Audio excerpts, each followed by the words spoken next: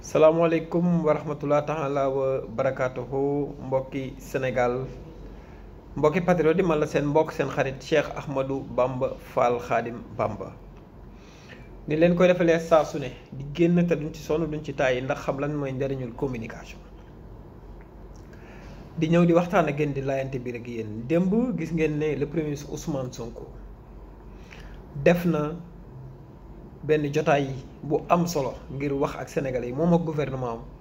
expliquer leen situation catastrophique chaotique bi nga xam ne moom la Sénégal nekk. c'est bien ñu xam ko waaye tey wax ji fi ma koy accès mooy après au-delà de l'émotion lan moo war a doon suñu taxawaay ñun sénégalais yi lan moo war a doon suñu taxawaay ñun patriotes yi. su ma nee ñun sénégalais yi mooy démb ci wax bi déggee ngeen ci ne ndekete fukki at ak ñaar Sénégal dañ ko yoree ci wax lu dul dëgg, ci manipulation, ci falsifier ay chiffres, ci def naka su dul noonu, ci di dundee suñuy nelaw ba yàlla mi dara tëwul fekkuñu ci pax moomee bëgg Sénégal tax le 24 mars mu indil nu njiit yu bees. njiit yooyu nag démb ci wax ji feeñ na ci lool ñu mën koo xam te mën koo dégg mooy ndekete njiit lañ yoo xam ne fas yéene ñoo ànd ak sénégalais yi dans la droiture,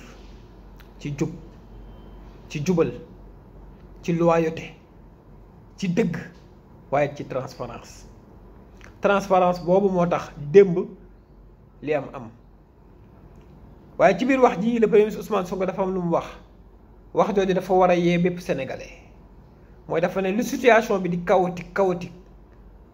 nous sommes là pour assumer nos responsabilités ensemble fexee génn ci pax mi pax moomu nag sénégalais bu ne ngir mu génn te da ci am wàllam mooy au-delà mu xam li ñuy def mooy mu taxaw ci wetu gouvernement bi ànd ak moom ci lii nga xam ne moom la ñuy sumb saa su ne ci loi yu ñu war a voté ci ñi nga xam ne def nañ jëye ji te yoon war a tegu seen kaw ci yaxanal yàq war a tuñu ci sakkanal ci nekk de vrai patriote ngir gunge li nga xam ne moom mooy sénégalais yi te loolu kat bépp sénégalais boo xam ne defoo ko ëllëg Sénégal pax gu mu mën a xóot bu mu mën a dugaat sa loxo génn ci te mu ne ëllëg mooy sunu njaboot. Chaque génération doit écrire son histoire. Nous avons une histoire à raconter demain mooy lan ba Sénégal tollee ci guute yii ñun ñoo àndoon ak suñu gouvernement ngir def li nga xam ne moom mooy génn ci guute googu. beneen bi mooy ñun patriote bi lan mooy suñu taxawaay ku am sa kilifa mu toll ci situation yu mel nii nga xam ne c'est très sensible ree waratu la caaxaan waratu la fulla ju mat sëkk ak détermination ngay wone ngir won ko ne maa ngi sa wet taxaw naa ànd ak yow. lii war naa tax ñu gën a noppal sunu ay kilifa ndax ñun ñu ci bëri nekkal lañu tal ak ñoom lañu tal du benn waaye démb jàpp naa ni bu doon courant ma ne maas nañ ko bépp patriote te la ñu war a njëkkee mooy nekk seen wet di fësal seen liggéey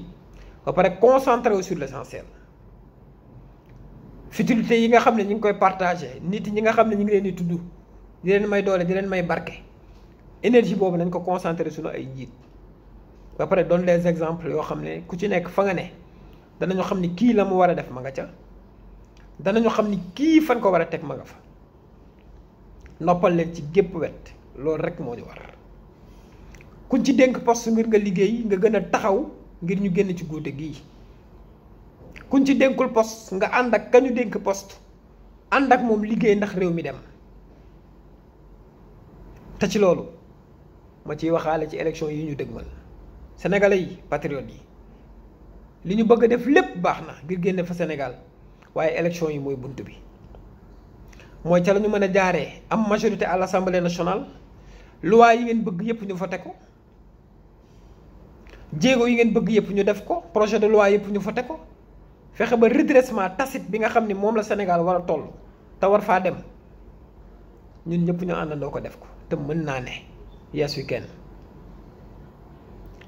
donc sama kàddu du gudd c'était juste quelques minutes yoo xam ne ngir soññ sama bopp la sama jëmm ju xeebu ji soññ samay mbokk sénégalais ci situation bi fi mu toll caaxaan waratuñu taxaw di xoole waratuñu seetaan waratuñu ñëpp a war a bootu takku ci ginnaaw gouvernement bi ngir ndam am te incha allah ndam dina am parce que premier ministre wax na ko te gouvernement bu jàmbaare bii fi nekk ñu ngi fi suñu président de la république bii sur le plan mondial il est très bien aimé et écouté waaye ñun ñoo dese taxawaay bi bu taxawaay bi ma tee sëkk